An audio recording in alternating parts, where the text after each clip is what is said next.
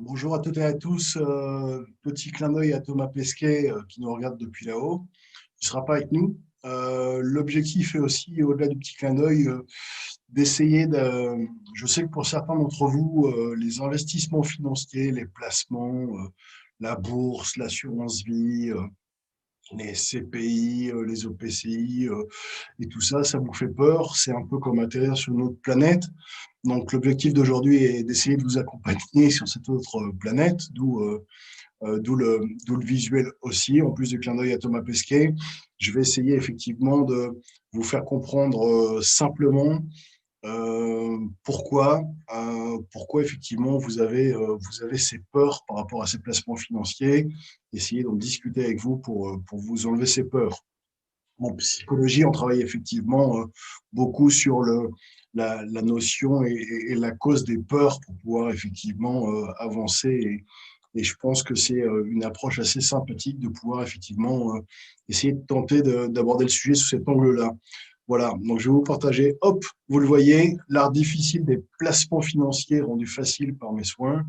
Vous le voyez, ce n'est pas un Joan Miro derrière, c'est effectivement l'objectif pour moi d'essayer de vous rendre simple ces notions de placement financier et de risque, puisque quand on va parler avec un client de placement et typologie de placement, ce qui va nous préoccuper avant toute chose en tant que conseiller en investissement financier, c'est cette notion de risque, d'aversion ou d'appétence au risque, cette notion de volatilité, de variance que je vais essayer de vous expliquer aujourd'hui de façon assez simple. Donc voilà, on va avancer. Hop, ben voilà, vous l'avez tout ici, et sur ce diagramme, vous voyez, c'est simple. Voilà, non, je plaisante.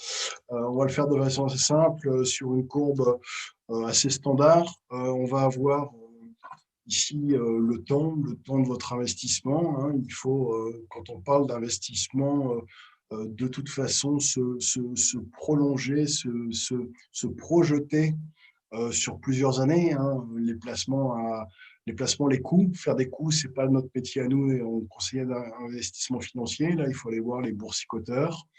Il faut aller voir le copain à côté dans le garage. Nous, on est là pour vous accompagner sur du placement qui, effectivement, patrimonialement, va faire du sens. Et pour ça, il faut accepter la notion de temps. D'accord. Cette notion va être extrêmement importante. Vous allez le voir et vous allez le comprendre. Et puis forcément, la valeur de cet élément X, c'est le placement X que vous allez réaliser à un instant T, d'accord, et qui va effectivement, on va le voir assez rapidement, se valoriser. J'ai fait une courbe, vous le voyez, on est ici dans le plus et ici dans le moins en termes de valorisation de l'actif que vous avez acheté, que ce soit des actions, que ce soit des parts d'unités de compte sur une assurance vie. Euh, voilà en gros la simulation d'une valorisation de X. Alors, cette valorisation de X que j'ai fait forcément positive, puisque on se rend compte quand même dans le temps, sauf cas exceptionnel, que la valorisation, alors toute chose étant égale par ailleurs, et les résultats du passé ne préjugeant pas des résultats du futur, mais ça c'est la grande phrase des conseillers en investissement financier, et de façon assez générale, les investissements et les investissements financiers sont là pour effectivement vous donner de la croissance de patrimoine. Et du coup, cette courbe est assez naturellement positive, avec une croissance positive. Sauf que dans la vie n'est pas un long fleuve tranquille, vous le voyez. Et en fait, votre valorisation de X, pour arriver à ce point-là, à un instant T, plus quelques années, il va passer par des phases de hausse, de baisse, de hausse, de baisse, de hausse, de baisse, de très forte hausse, de très forte baisse, potentiellement pour arriver à ce point X, d'accord. Et c'est ces éléments-là qui sont extrêmement importants pour nous, conseillers en investissement financier, de sentir, de juger sur votre acceptation du risque, d'accord. Pour une simple raison, alors ici vous le voyez, hein, quand la courbe passe cette axe du temps ici, la variation de X par rapport au moment où vous l'avez acheté est égale à 0. Ça ne veut pas dire que X est égal à 0, ça veut dire que la variation, vous l'avez acheté 100 au moment où il repasse ici, d'accord. Vous l'avez acheté 100, il monte à 120, il redescend à 90, il repasse à 100, il remonte à 150, il repasse à 100, d'accord? Voilà. Donc, cette variation, au moment où il traverse l'axe du temps, la variation de votre valorisation est à zéro, d'accord?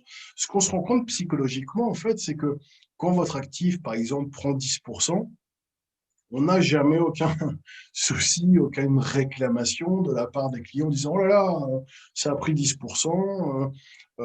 Non, ça se passe toujours très naturellement bien quand la valorisation est positive, que ce soit 10, 20, 30%. Et là, assez étonnamment, l'âme humaine fait que la psychologie de l'investisseur fait que il n'y a pas de notion d'urgence, il n'y a pas de notion de questionnement par rapport à cet investissement et les choses se font assez naturellement. A contrario, quand la variation est négative et qu'on passe à moins 10%, il se passe un élément assez étonnant, d'accord? Vous allez le voir, c'est qu'en fait, la perception de ce X à moins 10% qui devrait être ici, eh ben, elle fait que l'investisseur croit que son moins 10% est ici. Et vous le voyez bien, en fait, il n'y a pas de symétrie égale entre les gains et les pertes en investissement. Et ça, psychologiquement, c'est extrêmement important, extrêmement intéressant, puisque on le voit, on le ressent le jour sur la façon dont les investisseurs ressentent ça. Et du coup, une variation de 10% en négatif est beaucoup plus critique généralement, de façon très généralisée sur les profils. Quand il y a un moins 10, la réaction est beaucoup plus forte et importante, j'aurais tendance à dire, chez un investisseur, que quand c'est égal à plus 10. D'accord? Et du coup, c'est démultiplié et la perception est que ce moins 10 est à moins 20, moins 30 dans la tête de l'investisseur. Et ça, c'est extrêmement intéressant et important pour nous d'évaluer effectivement cette acceptation de la volatilité. D'accord? Ce cycle de hausse et de baisse, c'est la volatilité effectivement de votre placement. Nous, ce qu'on évalue avec vous au travers du questionnaire client de connaissances, c'est effectivement votre euh, capacité d'absorption au choc, on va le dire comme ça, votre capacité d'absorption à ces hausses et ces baisses, et quelles sont, on le voit à travers des questions, vos typologies de réaction par rapport à une séance haussière ou une séance baissière. D'accord? Le message, il est là. Il faut savoir accepter la volatilité de ce placement. D'accord? Et c'est toute cette notion-là qu'on doit travailler avec nous. On n'est pas là pour nous que vous orienter, particulièrement pas sur cette notion de volatilité et de risque. On est là pour vous l'expliquer, comme je suis en train de le faire aujourd'hui. C'est à vous, effectivement, de ressentir là où vous voulez vous sentir en termes de volatilité. D'accord? Et justement, vous expliquer aussi pourquoi à moins 10, tout d'un coup, vous sentez comme ça. Alors que très singulièrement et raisonnablement, généralement, vous avez une séance haussière derrière. D'accord? Ça veut dire quoi? Ça veut dire que, je vous l'ai dit tout à l'heure, il faut savoir, sur cette notion de temps, avoir de la patience. D'accord? Et puis, un autre élément que l'on verra, vous allez le comprendre très rapidement ici, forcément, plus vous allez acheter haut, plus vous avez des chances de vous retrouver en bas, et plus vous allez acheter bas, moins vous avez de chances de vous retrouver en bas. D'accord? Ça, on va le revoir. Les études des gestionnaires de fonds, les gestionnaires de fonds qui gèrent les unités de compte qu'il y a sur vos assurances vie, par exemple, les gestionnaires de fonds qui gèrent les fonds de gestion sur lesquels vous pouvez investir au travers de vos PEA ou de vos comptes titres, d'accord, vont étudier effectivement ces notions de variance, d'accord, pour pouvoir faire en sorte de contrôler tout ça et vous indiquer au travers de, vous l'avez vu dans une précédente vidéo où vous devez le savoir, cette notion de SRRI, d'accord, quelle est effectivement la volatilité d'un placement. Pour faire ça, les gestionnaires de fonds font quoi? Ils étudient votre fonds et votre X par rapport à plusieurs éléments. Ça peut être, c'est des exemples ici, par rapport à la valorisation du CAC 40 sur la même période ou la valorisation d'un indice de secteur. Si vous avez investi dans des actions Airbus, par exemple, les gestionnaires de fonds, les personnes qui étudient les cours, vont effectivement étudier Airbus par rapport au marché de l'aviation, de l'aéronautique, et voir comment Airbus se situe. Alors là, je l'ai mis en haut, forcément, pour que l'exemple soit sympa. Comment se situe Airbus, et en l'occurrence Airbus c'est le cas, se situe par rapport à son secteur, par rapport à son marché. D'accord? C'est extrêmement intéressant de voir pour pouvoir effectivement derrière, vous donner des informations que nous, en tant que conseillers en investissement financier, nous sommes aptes à vous transmettre par rapport à ces qualités de valorisation d'unités de compte ou de fonds. d'accord? Surtout, et surtout, puisque c'est là que c'est extrêmement important en termes de placement financier, ça va être sur la valorisation dans le négatif que les études vont être les plus approfondies. D'accord?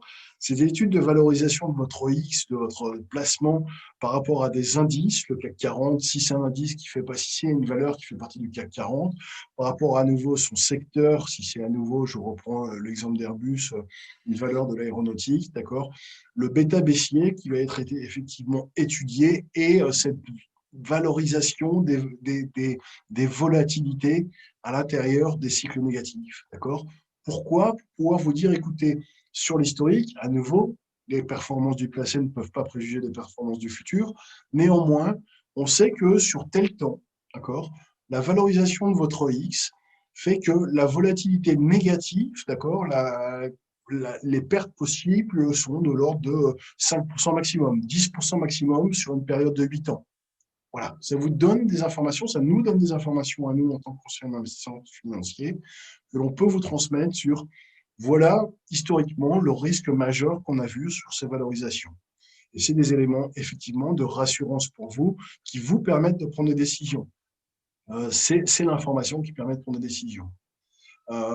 Et surtout, dans ces études de variance, d'accord, puisque je vous l'ai dit, c'est sur la partie des cycles négatifs que les études vont être faites, on va étudier des éléments, les gestionnaires de fonds vont étudier des éléments comme la semi-variance, c'est-à-dire effectivement la variance de perte entre le moment où vous êtes à zéro, quand votre X traverse comment dire, cet axe du temps, là, que vous êtes à zéro, que vous n'avez rien perdu, rien gagné, d'accord? Et le plus bas, d'accord? Cette semi-variance permet de voir effectivement où peut aller potentiellement ce plus bas.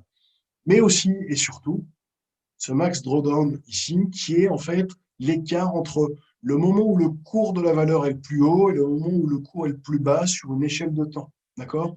Ça nous permet de vous dire à un instant T, ben vous savez, quand vous êtes sur cette valeur-là, depuis 15 ans, le plus haut et le plus bas, la différence a été de 15, 20, 3%. D'accord? Et de fixer effectivement cette courbe et cette notion de volatilité sur cette valeur. C'est extrêmement important et vous le comprenez d'autant plus, c'est extrêmement important pour le coup de savoir acheter le plus bas possible, je vous l'ai dit tout à l'heure, pour éviter, alors vous aurez cette croissance potentielle, mais si vous achetez au plus bas, le risque de baisse au plus bas sur un historique de cours et de variation de fonds fait que vous allez réduire énormément le risque potentiel, d'accord, que vous pouvez avoir sur cette valeur. Toutes choses étant égales par ailleurs, je ne vous parle pas de cas extrêmes où effectivement vous pouvez avoir une société dans un cas dans une situation de marché extrême et au bord de la faillite, d'accord? Acheter au plus bas une société qui va effectivement dans le mur et parce que les variables sont toutes négatives, ce n'est pas la recommandation que je suis en train de vous faire, d'accord? Simplement, voilà les éléments que nous on regarde effectivement et les recommandations également de ne pas sortir au plus bas, puisque après chaque baisse, il y a régulièrement, et l'histoire le démontre, régulièrement une hausse potentielle. D'accord? Donc ces règles-là sont les règles qu'on essaie nous d'appliquer et de faire en sorte de, sur nos recommandations, de vous recommander en fait l'ensemble des fonds qui ont ces situations. Les conclusions sont là, les conclusions, elles sont faites confiance à votre conseiller en investissement financier. Je ne reviens pas sur les éléments de validation de ce conseiller en investissement financier qui sont dans une autre vidéo, mais faites confiance effectivement à votre conseiller en investissement financier qui, lui, s'appuie effectivement sur l'ensemble de ces données. J'espère qu'elles auront été simples de compréhension, qui vont effectivement nous permettre de vous dire, écoutez, je pense que tel fonds correspond déjà à votre profil de risque, d'accord, à ce que vous êtes capable, vous, du fait du questionnaire que vous m'avez rempli, d'accepter en termes de volatilité et de risque. Et je pense que c'est le bon moment sur cette chaîne du temps d'investir pour vous sur ce bien-là. Voilà. C'était simplement un truc rapide. J'espère qu'on n'est pas parti dans l'espace, que vous n'avez pas atterri sur Mars à cause de moi et que vous avez compris effectivement cette notion de variance, de volatilité et comment sont faits les choix et les recommandations et sur quelle base. OK? Allez, à plus tard.